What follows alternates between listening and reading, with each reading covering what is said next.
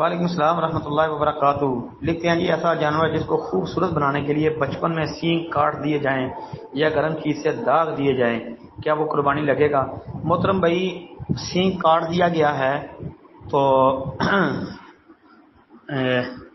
ایسے جانور کی قربانی نہیں ہوتی، یہ یاد رکھنا، کیونکہ رسول اللہ صلی اللہ علیہ وسلم نے جو عیب ذکر کیے ہیں ان میں سینگ جو ہے اس کا بھی ذکر ہے، تو لہذا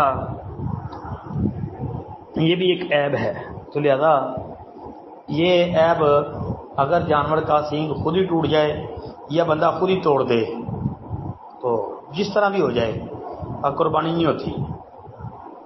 اب اتنی بات یاد رکھیں۔ اور دوسری بات وہ ہم پہلے کئی دفعہ ذکر کر چکے ہیں عبداللہ بن زبیر رضی اللہ عنہ کے فتوے کے حوالے سے کہ قربانی کا جانور خریدنے کے بعد اگر عیب ظاہر ہوا ہے تو اس کی قربانی درست ہوگی انشاءاللہ۔ السلام علیکم ورحمۃ اللہ۔ وعلیکم السلام ورحمۃ اللہ وبرکاتہ۔ محترم بھائی، آپ کہتے ہیں جی کہ بڑے جانور میں 6 حصے رکھ لیے ہیں، مطلب اور 7واں حصہ اپنے والد کی طرف رکھ لیں جو فوت ہو چکے ہیں۔ جی میت کی طرف سے پہلی بات تو یاد رکھے قربانی ثابت نہیں ہے، میت کی طرف سے قربانی کرنا کتاب و سنت سے ثابت نہیں۔ جو روایت پیش کی جاتی ہے ضمن میں علی رضی اللہ تعالیٰ عنہ سے مروی، جس کو بنیاد بنایا جاتا ہے کہ علی رضی اللہ عنہ 2 مینڈے ذبح کیا کرتے تھے، یعنی قربانی کرتے تھے، ایک اپنی طرف سے ایک نبی علیہ السلام کی طرف سے۔ وہ روایت ثابت نہیں ہے، ترمذی میں موجود ہے 1495 نمبر، اس کے علاوہ بھی کئی کتابوں میں آتی ہے لیکن روایت ثابت نہیں ہے جی۔ اس میں 4 علتیں ہیں۔ شریک بن عبداللہ النخی کوفی راوی ہے جی، مختلف فی ہونے کے ساتھ ساتھ مدلس بھی تھا، تو اس میں اس نے تدریس بھی کی ہے۔ پھر حکم بن عتیبہ وہ بھی مدلس ہے۔ ابو الحسنہ اس کی جہالت ہے یعنی مجہول ہے۔ اسی طرح حنس جو علی رضی اللہ عنہ سے بیان کرنے والا ہے وہ بھی ائمہ محدثین کے نزدیک ضعیف راوی ہے، تو لہذا میت کے قربانی کرنے والی جو روایت پیش کی جاتی ہے وہ تو ثابت نہیں ہے۔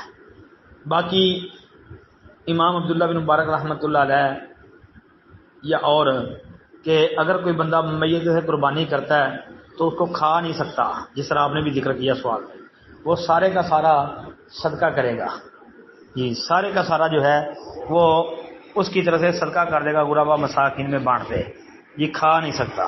ہاں جی، تو مطلب یہ ہوا نا کہ میت کی طرف سے صدقہ کیا جا سکتا ہے، قربانی نہیں کی جا سکتی، بس سادہ سی بات ہے۔ تو اگر آپ وہ حصہ رکھ لیتے ہیں تو پھر وہی بات ہے جو آپ نے ذکر کر دی ہے کہ سارے کا سارا وہ حصہ وہ آپ غربا مساکین میں بانٹیں گے، کھا نہیں سکتے جی۔ السلام علیکم ورحمۃ اللہ۔ وعلیکم السلام ورحمۃ اللہ وبرکاتہ۔ محترم بھائی، آپ کا سوال اصل میں یہ ہے کہ جس نے قربانی کرنی ہے تو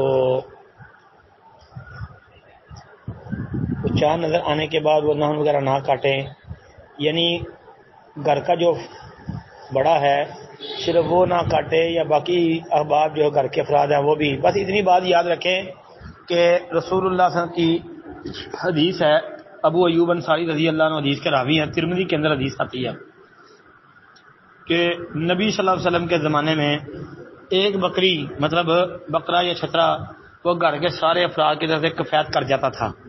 تو جب ایک بکرا چھترا گھر کے سارے افراد کی طرف سے کفایت کر جاتا ہے تو پھر گھر کا سربراہ جو ہے جب وہ بکرا یا چھترا لے یا قربانی کے جانور میں حصہ ڈال لے، وہ قربانی کر لے، تو اس کے جتنے بھی ہیں گھر کے افراد اس کے ساتھ جو اس کے ماتحت ہیں، گھر کے سربراہ کے ماتحت جتنے بھی ہیں، تو وہ سارے ہی انشاءاللہ اس قربانی کے اجر و ثواب میں شریک ہوں گے، سب کو اجر و ثواب حاصل ہوگا۔